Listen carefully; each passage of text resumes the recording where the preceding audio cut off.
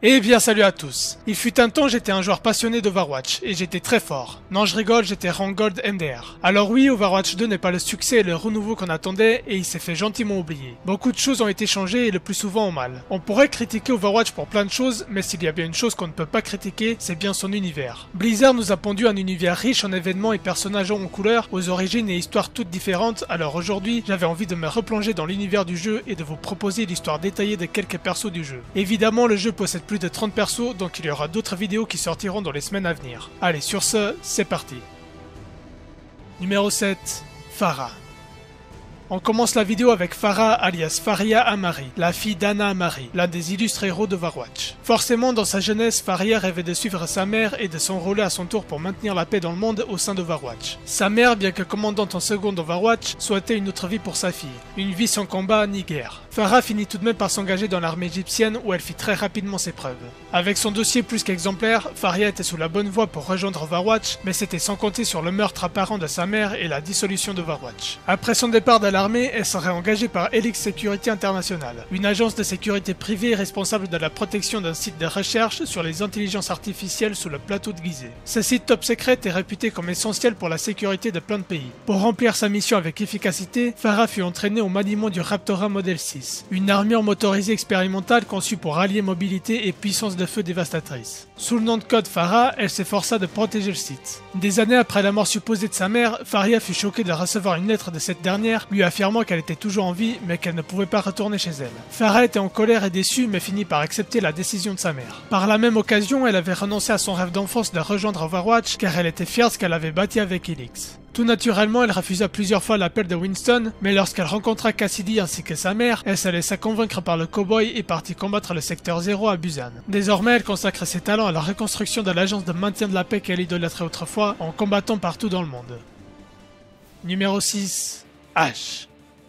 Ash est issu d'une famille aisée et grandit dans un milieu privilégié. Ses parents étaient les propriétaires d'Arbalest Arms Company, une entreprise qui a pris de l'envergure avec la crise Omnium. Très pris par leur travail, ils ne portaient pas beaucoup d'attention à leur fille et laissaient souvent leur majordome omniaque Bob s'en occuper. Malgré tout, ils s'étaient assurés qu'elle ait toutes les chances de réussir dans la vie, mais un jour Ash rencontra Cole Cassidy, à l'époque encore membre du gang Deadlock, et les crimes qu'ils commirent ensemble lui ouvra les yeux quant à sa réelle vocation. La satisfaction de se montrer plus maligne et le frisson de la réussite avait fait d'elle une hors-la-loi hors pair. Aux côtés des autres dirigeants du gang Deadlock, Ash se fit un nom réussissant des cases toujours plus audacieux et impressionnants. Avec de tels exploits, elle finit par attirer l'attention d'Overwatch. C'est à ce moment que Cassidy fut emprisonnée et enrôlée dans Blackwatch. En étant au premier plan, elle ne s'attira pas seulement les foudres d'Overwatch, mais également celles des autres gangs du sud-ouest américain qui voulaient aussi leur part du gâteau et leurs combats étaient souvent violents. Après plusieurs années de combats sans cesse, Ash organisa une réunion entre chefs de groupe pour signer un traité de paix et diviser les territoires pour que chaque groupe y gagne. Désormais soulagée de ses chamailleries avec les autres gangs, Ash put enfin se concentrer sur ses hold-up, obtenant le statut de hors-la-loi légendaire. C'est alors que le tuyau pour un crime parfait se présenta à elle. Un hypertrain allait bientôt passer sur son territoire et contenait une technologie avancée qui valait des millions. Malheureusement, tout cela faisait partie du plan de Cassidy qui neutralisa tous les membres du gang, libéra Echo, priva Ash de son butin ainsi que de sa moto. Son sort est inconnu après cet événement, mais une chose est sûre, Ash ne reculera devant rien pour se venger de celui qui a trahi le gang Deadlock. Numéro 5. Reinhardt. Reinhardt Wilhelm faisait partie des croisés, des combattants d'élite allemands dotés d'énormes armures qui leur conféraient des capacités hors normes. Reinhardt, très fier de son statut de croisé, ne comprenait pas pourquoi son mentor, Baldrich Adler, voulait rejoindre la première équipe d'Overwatch. Malheureusement, à cause de l'arrogance et l'indiscipline de Reinhardt, Baldrich fut tué lors de la bataille d'Eschenwald. Ce fut donc Reinhardt qui rejoindra les rangs d'Overwatch et qui mit fin à la crise Omnium avec eux. Après la guerre, l'organisation grandit et Reinhardt continua d'effectuer des missions partout dans le globe. Il était respecté et admiré par ses pairs et même ses supérieurs, mais le temps fit son œuvre et Reinhardt n'était plus tout jeune. À la veille de ses 60 ans, le croisé fut contraint de quitter les rangs d'Overwatch. Et quand Overwatch fut accusé d'affaires de corruption et de sédition, il n'a pu qu'assister à la disgrâce et l'effondrement de ce pourquoi il s'était battu toutes ces années. Même si Overwatch n'existait plus, il ne pouvait pas se résoudre à regarder le monde sombrer dans le chaos sans rien faire, alors il revêtut son ancienne armure et partit combattre les injustices partout en Europe. Il ne tarda pas à être accompagné par son écuyère, Brigitte Lindholm, fille de Torbjorn, et après un combat contre un gang qui a failli mal tourner, Brigitte décida de combattre elle aussi aux côtés de son mentor. Le vieux chevalier retourna à Eschenwald lorsque Winston rappela les agents d'Overwatch. Brigitte tenta de le persuader de ne pas répondre présent à l'appel et d'arrêter de se battre compte tenu de son âge avancé, mais rien ne pouvait dissuader Reinhardt. Le devoir l'appelait encore une fois et les croisés répondaient toujours présents. Numéro 4. Cassidy. Cassidy, désolé mais je m'y ferai jamais à ce nom, était un célèbre gangster appartenant au groupe des Deadlock Rebels. Un jour, lui et ses associés furent pris en flagrant délit par des agents infiltrés d'Overwatch. Cassidy fut donc arrêté et deux choix se sont offerts à lui. Croupir en prison ou utiliser son adresse et ingéniosité au service de Blackwatch, la division d'opérations secrètes d'Overwatch menée par Reyes. Il choisit donc la deuxième option et bien qu'il était plutôt cynique au départ, il avait fini par se convaincre qu'il pourrait faire amende honorable en réparant les injustices aux quatre coins du globe. Il accomplit de nombreuses missions au sein de Blackwatch et appréciait la flexibilité de l'organisation qui ne s'entêtait pas avec la bureaucratie et la paperasse. Lorsque l'influence d'Overwatch déclina, certains membres de Blackwatch tentèrent de renverser les rênes et de prendre le contrôle du groupe, ce qui mena à la destruction du QG principal d'Overwatch à Genève. Ne souhaitant pas prendre part à cette guerre interne, il décida juste de disparaître de la circulation. Cassidy fera surface quelques années plus tard en tant que mercenaire se battant uniquement pour les causes qu'il estime justes. Il combattra la Griffe au Texas ainsi que ses anciens amis du Deadlock au Nouveau-Mexique pour libérer son ancien ami Echo. Lorsque Winston lance un appel aux anciens agents d'Overwatch, Cassidy ne se précipita pas, mais un petit accrochage nostalgique avec Anna Amari l'a fait réfléchir à son avenir. Face aux menaces toujours plus dangereuses et grandissantes partout dans le monde, Cassidy part dans un voyage de recrutement à travers le globe, chercher des nouveaux héros au sang neuf dans le but de renforcer la présence d'Overwatch partout dans la planète. Numéro 3. Fatal.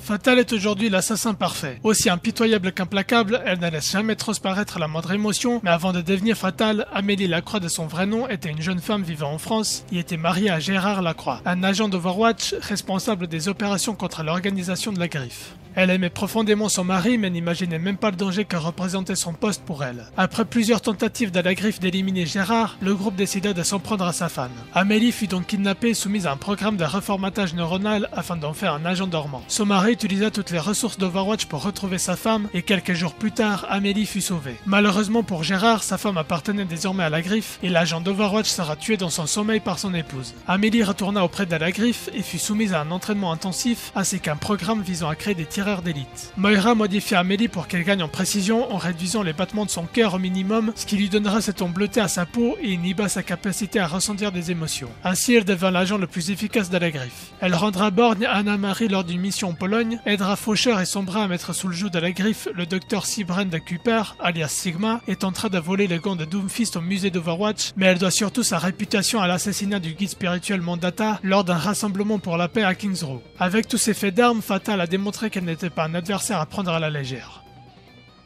Numéro 2. Ange.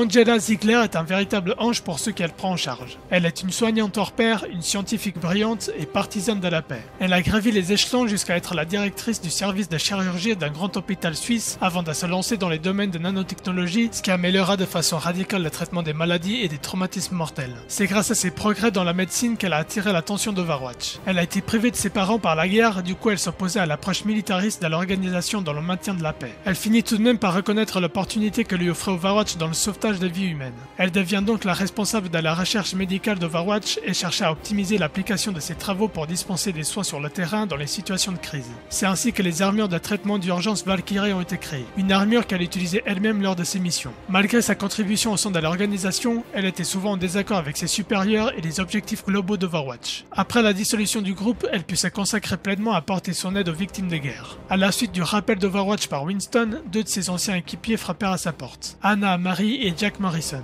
Ange ne savait pas si c'était une bonne idée de reformer le groupe, surtout en voyant un Morrison uniquement animé par la vengeance. Angela finit tout de même par reprendre son armure lorsque la Griffe s'attaqua au Caire, en Égypte. Après le combat, elle se sépare de ses deux équipiers et rejoint les nouveaux agents d'Overwatch à Paris pour contrer une attaque du secteur 0. Ainsi, elle a officiellement réintégré le groupe dans le but de sauver le plus de vies possible.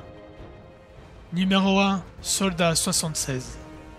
Jack Morrison de son vrai nom fut l'un des premiers héros d'Overwatch. Il est né au cœur de l'Indiana rural dans une famille d'agriculteurs. À 18 ans, il s'engage dans l'armée, ne souhaitant pas y rester indéfiniment, mais au vu de ses aptitudes exceptionnelles, l'armée a décidé de l'inscrire au premier programme de renforcement de soldats. Avec lui se trouvait Gabriel Reyes, le faucheur. Il passera les tests avec succès et rejoindra Anna, Reinhardt et Torbjorn avec Reyes pour former la première équipe d'intervention envoyée aux quatre coins du globe pour retarder la progression omniaque. Reyes étant le chef de cette escouade. Bien que Reyes soit le chef de l'équipe, l'équipe, c'était Morrison le point central de l'escouade, le pilier qui faisait que l'équipe marchait correctement et que le collectif accomplissait leur mission avec efficacité. Il prendra donc la place de Reyes qui fut muté à un autre poste moins prestigieux. Il dirigea Overwatch pendant longtemps, mais après 20 ans de loyaux services, des accusations commençaient à voir le jour contre Overwatch. L'ONU lança donc des investigations sur le groupe, mais elles n'eurent même pas le temps de se conclure qu'une grosse explosion survint au quartier général d'Overwatch à Zurich, Morrison et Reyes figurant parmi les victimes de l'explosion. Cette explosion s'est réduite au conflit interne entre Reyes et Morrison qui éclatèrent en une guerre interne entre agents d'Overwatch. Son corps n'a jamais été retrouvé et des attaques et infiltrations dans d'anciens complexes d'Overwatch eurent lieu. Tout indique que le coupable connu sous le nom de Soldat 76 serait en réalité l'ancien commandant Morrison, mais les autorités préfèrent ignorer ces accusations. Ils cherchent aujourd'hui par tous les moyens à retrouver les coupables de la chute d'Overwatch et des accusations qui ont détruit l'organisation. Lorsque Winston rappelle les anciens agents, Morrison préfère ignorer l'appel et se focaliser sur sa trek.